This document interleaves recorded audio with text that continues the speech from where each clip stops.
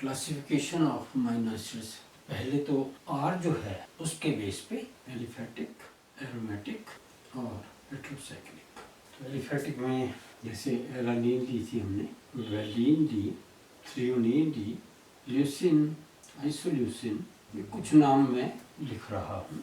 Aromatic जो है उसमें फिनाइल एलानीन और टायरोसिन, और हेट्रोसाइक्लिक में प्रोलीन और हाइड्रोक्सी प्रोलीन, ट्रिप्टोफैन। दूसरा जो क्लासिफिकेशन जो है उसके बेस पे वो होगी चार्ज जो प्रेजेंट है, नेगेटिवली चार्ज हो सकते हैं, पॉजिटिवली चार्ज हो सकते हैं और न्यूट्रल हो सकते हैं। इसको कौन सा चार्ज होगा, नेगेटिव होगा, पॉजिटिव होगा या न्यूट्रल होगा, इसके लिए जब हमने स्ट्रक्चर देखा था उसमें आयनिक फॉर्म में हमने देखा था कि ये NH3 प्लस और ये COO माइनस, ये R और ये H। तो मोस्टली जो अमीनो एसिड्स हैं उनमें एक पॉजिटिव चार्ज है अमीनो वाला, और जो एसिडिक जो है वो नेगेटिव चार्ज है, और जब ये दोनों होंगे तो ये न्यूट्रल हो जाएगा। जैसे कि एलानीन के केस में जो कार्बोक्सिल डाई कार्बोक्सिलिक हैं, जिसमें कि हमारे पास एस्पार्टिक एसिड और ग्लूटामिक एसिड आया, इसमें क्या है कि दो कार्बोक्सिलिक ग्रुप हैं, ये नेगेटिवली चार्ज हैं, और ये जो N वाला है ये पॉजिटिवली चार्ज है। तो दो नेगेटिव हो गए, एक पॉजिटिव हो गया, तो ये नेगेटिवली चार्ज होगा। तो हमारे पास जो नेगेटिवली चार्ज होंगे वो होंगे डाई कार्बोक्सिलिक एसिड्स जो हैं, एस्पार्टिक एसिड और ग्लूटामिक एसिड, क्योंकि उसमें दो नेगेटिवली हैं चार्ज हैं और एक NH3 जो है वो पॉजिटिव है। तो अगर ये इसको न्यूट्रल करता है तो ये नेगेटिव रहेगा, तो ये हो जाएगा एस्पार्टिक एसिड और दूसरा हो जाएगा ग्लूटामिक एसिड। तो ये तो नेगेटिवली चार्ज हो गया। पॉजिटिवली चार्ज वो होंगे अमीनो एसिड्स जिनमें की एडिशनल अमीनो ग्रुप प्रेजेंट होगा, जैसे अर्जिनिन के केस में, लाइसिन के केस में।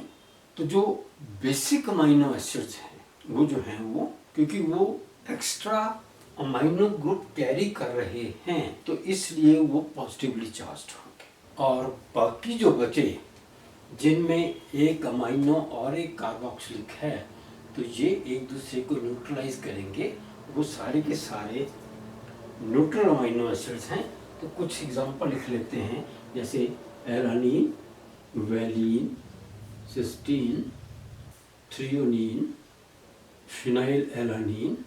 तो ये चार्ज के बेस पे सेकंड क्लासिफिकेशन होगी, नेगेटिवली चार्ज, पॉजिटिवली चार्ज या न्यूट्रल अमीनो एसिड्स जो है। जो तीसरा बेस है जिस पे कि हम अमीनो एसिड्स को क्लासिफाई करते हैं, तो तीसरा जो पॉइंट है वो है पोलैरिटी के बेस पे, on the basis of polarity, polar हैं या नॉन पोलर हैं। तो इसको लिखते हैं हम। अब ये जो R है इसमें अगर सल्फर हो, जैसे सिस्टीन के केस में है, हाइड्रोक्सिल हो जैसे सीरीन के केस में है, और अमीनो ग्रुप प्रेजेंट हो, तो वो सारे के सारे अमीनो एसिड जो हैं वो पोलर होंगे। अब हम देखते हैं एस्पार्टिक एसिड में, एक एक एग्जांपल लेते हैं। एस्पार्टिक एसिड जो है COH, CHNH2, CH2, COOH।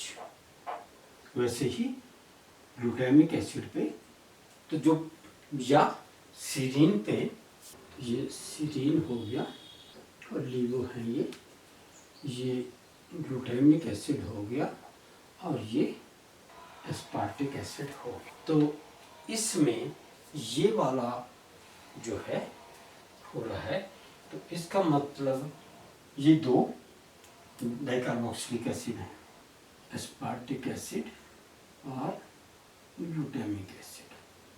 Serine होगा जिसमें OH आ रहा है, SH सिस्टीन में आ रहा है, लाइसिन में NH2 आ रहा है।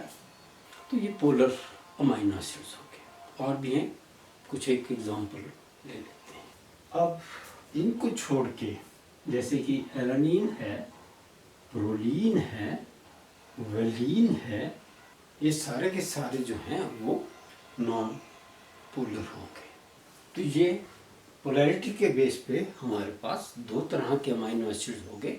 एक पोलर हो गए जिनमें जो R में या तो सल्फर हाइड्रोजन SH ग्रुप है या OH ग्रुप है या फिर NH2 एक्स्ट्रा प्रेजेंट है, जैसे लाइसिन के केस में NH2 CH2 CH2 CH2 CH2 CH NH2 COOH। जो चौथा बेसिस है वो है एसेंशियल और नॉन एसेंशियल अमाइनो एसिड्स। तो on the basis of requirement एक हो गए एसेंशियल और दूसरे हो गए नॉन एसेंशियल। और एसेंशियल को हम इंडिस्पेंसेबल भी कहते हैं, इनके बगैर गुजारा नहीं होता। तो ये भी दो तरह के हैं। अब ये एसेंशियल अमाइनो एसिड्स क्या होते हैं? हमारी बॉडी में एक पर्टिकुलर रिक्वायरमेंट है अमाइनो एसिड्स की। तो अगर हमारी बॉडी में, तो इसकी अगर हम डेफिनेशन दें तो है कि एसेंशियल अमाइनो एसिड जो हैं वो अमाइनो एसिड्स हैं जो कि हमारी बॉडी में सिंथेसाइज नहीं होते, इनकी हमारी बॉडी में सिंथेसिस नहीं होती, और अगर होती है तो वो रिक्वायरमेंट जो है वो रिक्वायरमेंट के हिसाब से पूरी नहीं होती, which are not synthesized in our body or whose requirement does not commensurate with the rate of their synthesis। तो उनको हम कहते हैं एसेंशियल अमाइनो एसिड्स। और जब वो एसेंशियल हैं तो वो हमेशा हमें डाइट से मिलेंगे। तो एसेंशियल या इंडिस्पेंसेबल, जिनके बगैर रह नहीं सकते, वो अमाइनो एसिड्स हैं जिनकी सिंथेसिस जो है हमारी बॉडी में नहीं होती, नंबर 1।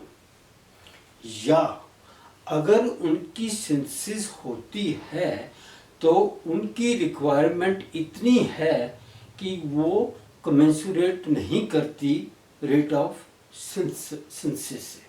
इसलिए ये अमाइनो एसिड हमें बाहर से डाइट में लेने पड़ते हैं। और जो नॉन एसेंशियल हैं वो अमाइनो एसिड्स हैं जिनकी रिक्वायरमेंट जो है हमारी बॉडी में सिंथेसिस से फुलफिल हो जाती है। अब हम एग्जांपल्स लेते हैं एसेंशियल अमाइनो एसिड्स की। अब ये जो एसेंशियल अमाइनो एसिड्स की एग्जांपल जो मैं दे रहा हूँ उसके लिए आपने एक चीज़ याद रखनी है, मैट विल फ्लाई। ये 9 अमाइनो एसिड जो हैं ये एसेंशियल या इंडिस्पेंसेबल हैं और इनमें इनके नाम हैं। तो M से बना मिथियोनिन, A से बना एलानिन, T से बना थ्रियोनिन, दूसरी T से बना ट्रिप्टोफैन।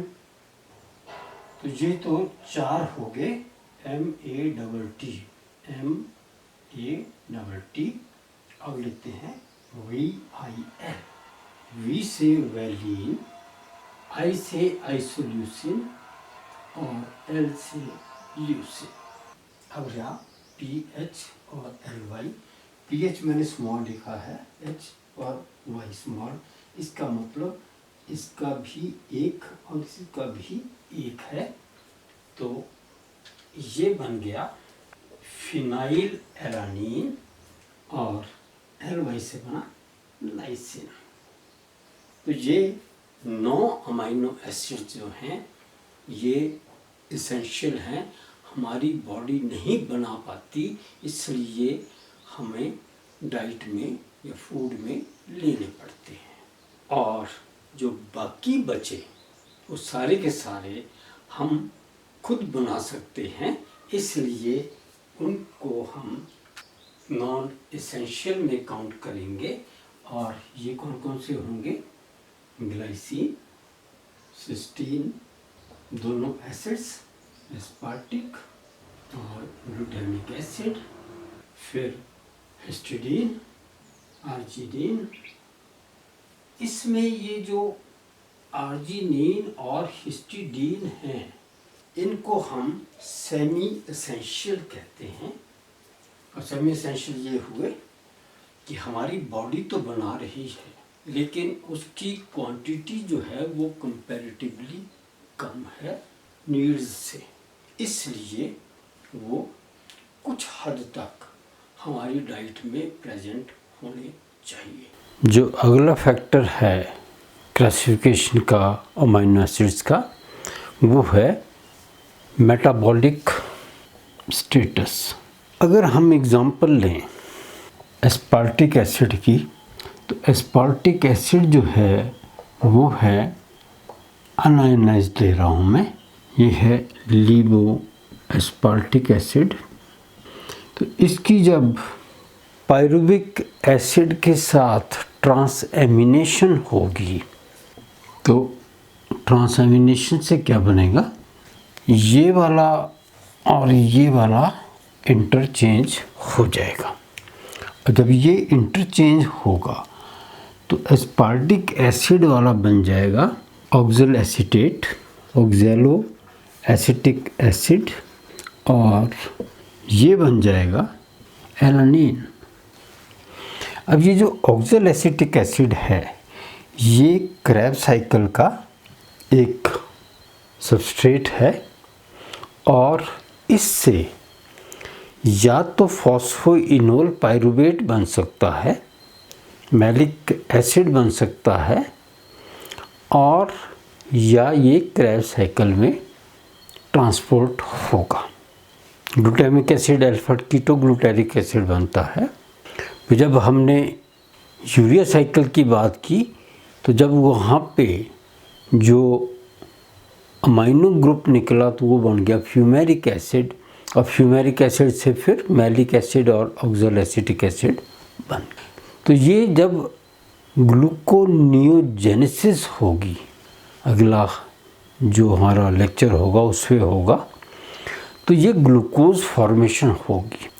तो ऐसे अमाइनो एसिड्स जिनसे ग्लूकोज जो है वो बन सके, ग्लूकोनियोजेनेसिस हो सके, उनको हम कहते हैं ग्लूकोजेनिक अमाइनो एसिड्स। जो दूसरे हैं उनको हम कहते हैं कीटोजेनिक अमाइनो एसिड्स, जिनसे कीटोन बॉडीज़ बनती हैं। और तीसरे जो हैं वो इन दोनों का मिक्सचर हैं, वो कीटोजेनिक भी हैं और ग्लूकोजेनिक भी हैं। तो उस बेस पे हमारे पास ये जो मेटाबॉलिक स्टेटस के हिसाब से अमाइनो एसिड जो हैं वो तीन तरह के हो गए। एक तो हो गए ग्लूकोजेनिक, दूसरे हुए कीटोजेनिक, और तीसरे हुए बोथ। तो ये ग्लूकोजेनिक भी हैं और कीटोजेनिक भी हैं। इसमें ग्लूकोज बनता है, इसमें कीटोन बॉडीज़ बनती हैं। तो अमाइनो एसिड से ग्लूकोज बना, अमाइनो एसिड से कीटोन बॉडीज़ बनी, और ये दोनों भी अमाइनो एसिड से बनती है। अब हम इनकी एग्जांपल्स लेते हैं। तो जैसे मैंने पहले कहा, जो एलानिन है, एस्पार्टिक एसिड है, ग्लूटामिक एसिड है, एस्पैराजीन है, हिस्टिडीन है, वैलीन है, सीरीन है। तो ये ग्लूकोजेनिक हैं। जो कीटोजेनिक हैं वो इसमें सिस्टीन है, जो कीटोजेनिक अमाइनो एसिड्स हैं वो दो हैं, एक तो है लाइसिन और जो दूसरा कीटोजेनिक है वो है ल्यूसीन। अब हम उन अमाइनो एसिड्स की बात करेंगे जो कि कीटोजेनिक भी हैं और ग्लूकोजेनिक भी हैं। फिनाइल एलानिन, आइसोल्यूसिन और टायरोसिन जो हैं वो ग्लूकोजेनिक भी हैं और कीटोजेनिक भी हैं। तो ये तो मेटाबॉलिक स्टेटस के हिसाब से ग्लूकोजेनिक, कीटोजेनिक और दोनों ही तरह के हैं जिनसे ग्लूकोज भी बनता है और कीटोन बॉडीज भी बनती हैं। एक और कैटेगरी जो है जिस पे हम क्लासिफाई करते हैं वो है कि जो स्ट्रक्चर है वो सिंपल है। और सिंपल स्ट्रक्चर का मतलब ये है कि हमारे पास जो ये अमीनो एसिड है तो ये जो R है वो सिंपल होगा, जैसे CH3 है या H है।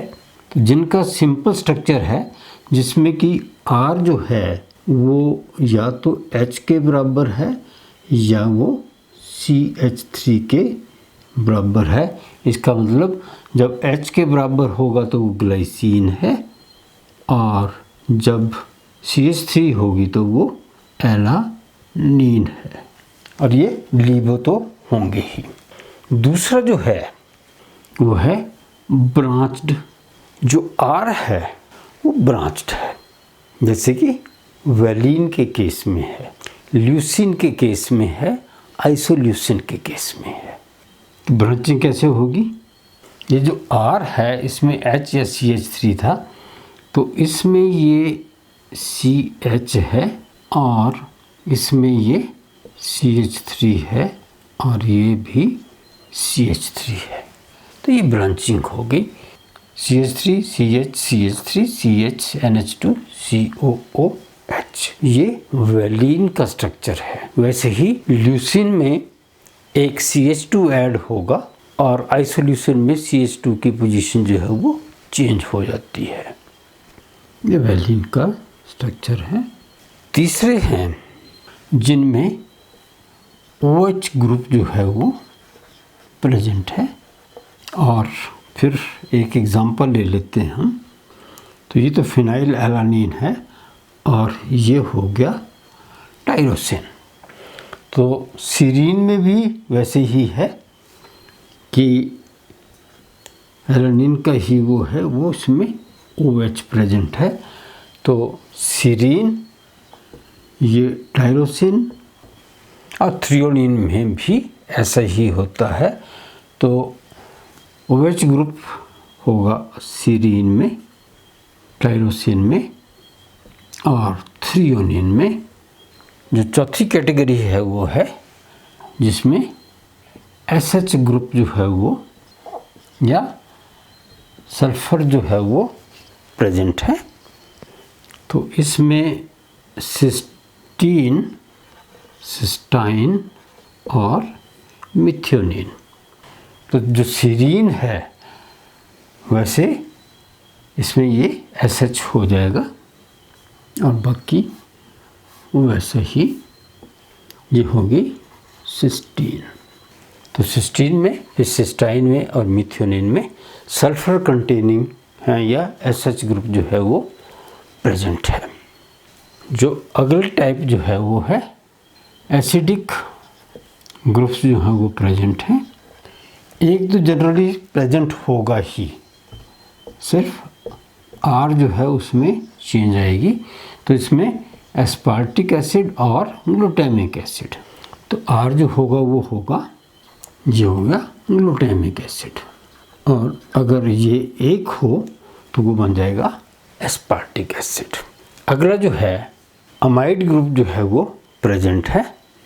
अमाइड ग्रुप में क्या होगा कि ये जो ग्लूटामिक एसिड है या एस्पार्टिक एसिड है उसमें यहाँ पे एक NH2 लग जाएगा, तो वो बन जाएगा COOH CHNH2 CH2 और CONH2। तो ये बन गया ग्लूटामीन, ग्लूटामिक एसिड से। और वैसे ही एस्पैराजीन बन जाएगा एस्पैरेटिक एसिड से।